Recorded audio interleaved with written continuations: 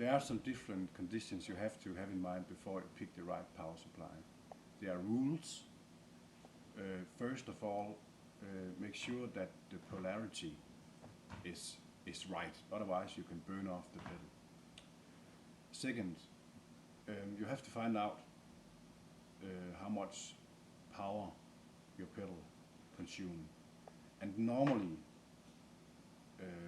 ordinary distortion pedals without tubes and funny things, they consume maximum 15-20 milliamps. Other big pedals like tube pedals, they sometimes consume more than 500 milliamps. So you have to take care that the power supply is not too small. Here in T-Rex we have constructed 3 different power supplies in our program called FuelTank.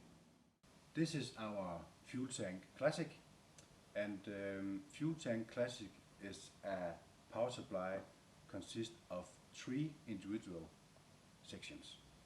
Section number 1 is 9 volts. It's possible to draw 500 milliamps on this output here. Section number 2 is 12 volts DC, 500 milliamps, and section number 3 is 12 volts loaded AC, 500 milliamps.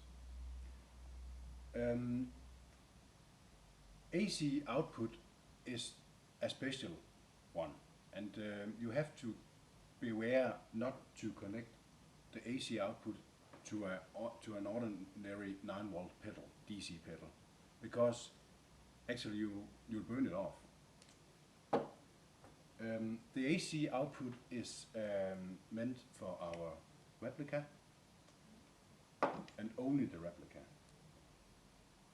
The FuelTank Classic comes with a red cable, and the red cable is meant for the AC output, and you have to use the cable between the FuelTank Classic and the T-Rex replica. If you build your own pedal board and the result is hum, nasty hum, you have to check out that you have connected right with the power supply. We call it hum loops, and hum loops is ignoring hum, which could be very strong.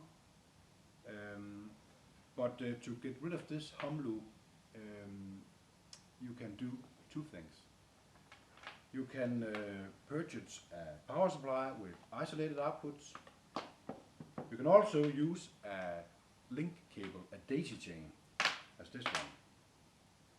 The daisy chain runs the power ground in series, and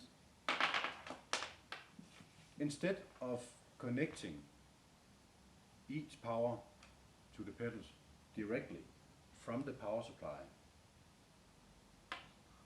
it's actually better to take one output and power the pedals with the daisy chain, because then the ground is connected in series.